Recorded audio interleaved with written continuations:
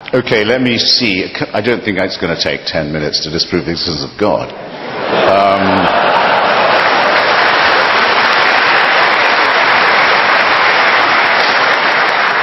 The atheist proposition is the following. Most of the time, it may not be said that there is no God.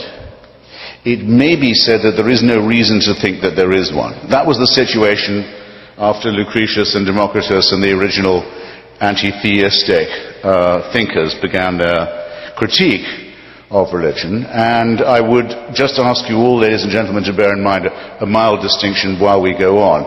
You may wish to be a deist, as my heroes Thomas Jefferson and Thomas Paine were, and you may not wish to abandon the idea that there must be some sort of first or proximate cause or prime mover of the known and observable world and universe. But even if you can get yourself to that position, which we unbelievers maintain is always subject to better and more perfect and more elegant explanations, even if you can get yourself to that position, all your work is still ahead of you.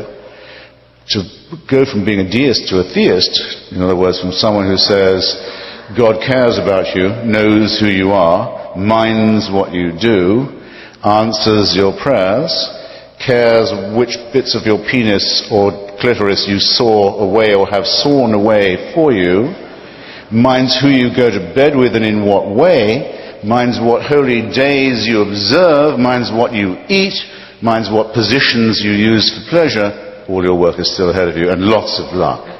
Because there's nobody, even Aquinas had to give it up. There's no one who can move from the first position to the second.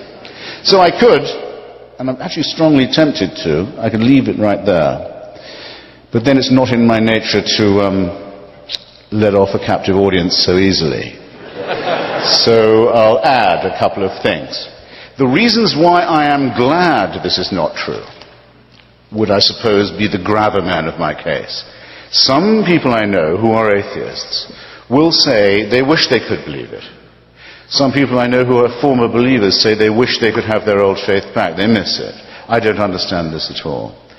I think it's an excellent thing that there's no reason to believe in the absurd propositions I just admittedly rather briefly rehearsed to you. The main reason for this, I think, is that it is a totalitarian belief. It is the wish to be a slave. It is the desire that there be an unalterable, unchallengeable, tyrannical authority who can convict you of thought crime while you are asleep, who can subject you, who must indeed subject you, to a total surveillance around the clock, every waking and sleeping minute of your life, I say of your life, before you're born, and, even worse, and where the real fun begins, after you're dead. A celestial North Korea.